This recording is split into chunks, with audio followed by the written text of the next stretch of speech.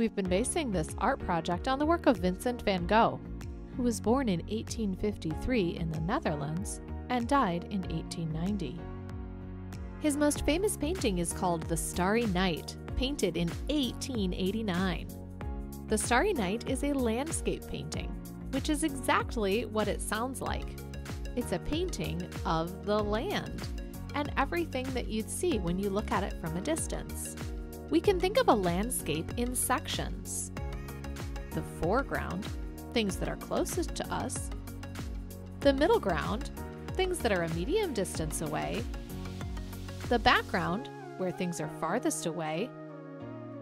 And the sky. Let's use this painting to help us develop our powers of observation, looking closely to notice details others might miss. What stands out to you about this painting? What stands out to you about this painting, called Road with Cypress and Star, painted in 1890? What details do you notice that someone else might miss? Today we will be covering the rest of our tiny little white spots with watercolor paint.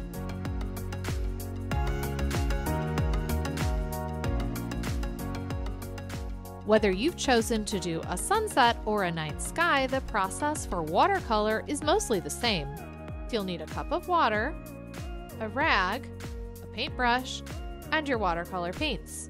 If you're working in class, you'll be working with liquid watercolors, but if you're working at home, you have dry watercolors. These don't work unless you add water to them. Dip your brush in water and then dab water into your green paint till it's full.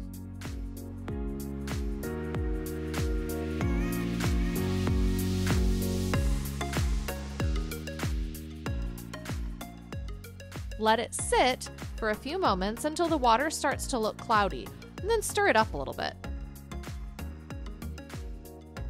We're going to use green to paint all objects in the foreground. Remember, the foreground has objects that are closest to us. The foreground included our cypress trees, our bushes, and our grass at the bottom of the paper. Whether you chose to do a sunset or a night sky, you're going to use this same green and do exactly the same thing on your paper that I'm doing here. You may notice as you're painting that the watercolor beads up on the surface just a little bit. That's your oil pastel resisting the watercolor.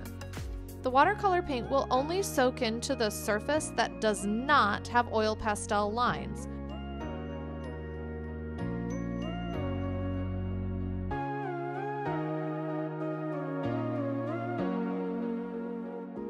This will make your cypress tree just a little bit more green. Can you see the difference between this one and this one? Use your powers of observation to look closely. Again, we are only painting our foreground. I need to add more water to my green because I see that I've run out.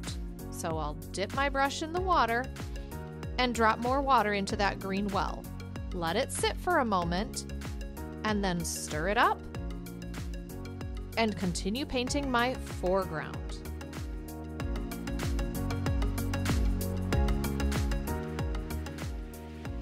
Any paint that is left sitting on the surface, I can dab up gently using my rag. Be careful to dab only on the foreground, not on the middle ground or background. We are going to paint our middle ground blue.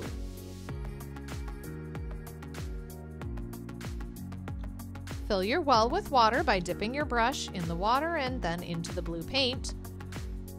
Let it sit for a few moments and then stir it up thoroughly. The middle ground is this grassy area here, the trees, any buildings that we have,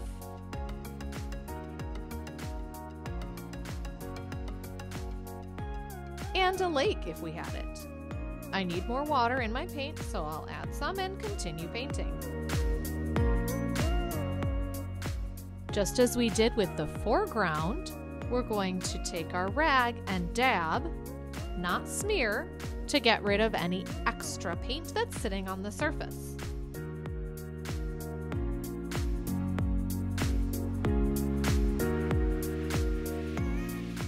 Now we'll move on to the background. Those were the mountains that we made. We will use purple for the background. Your purple, if you're at home, is right next to your red, and it looks almost like black, but when you add water, you'll be able to see it turn purple. Add your water, let it sit for a moment, then mix it up, and paint your background. Use your rag to dab up any paint that's sitting on the surface.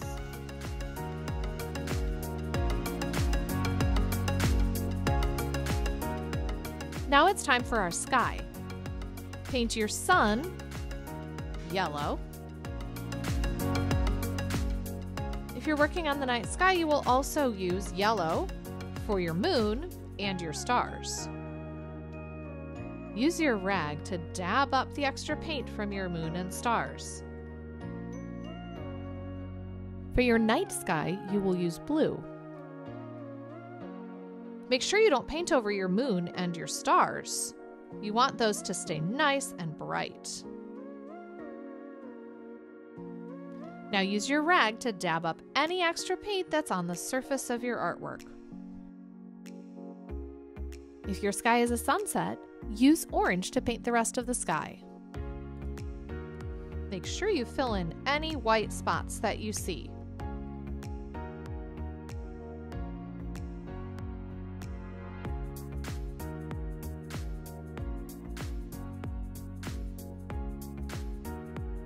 Make sure you don't accidentally paint over your sun.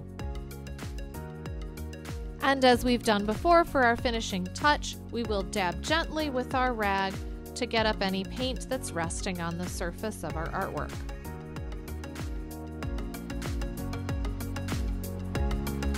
Congratulations on a job well done!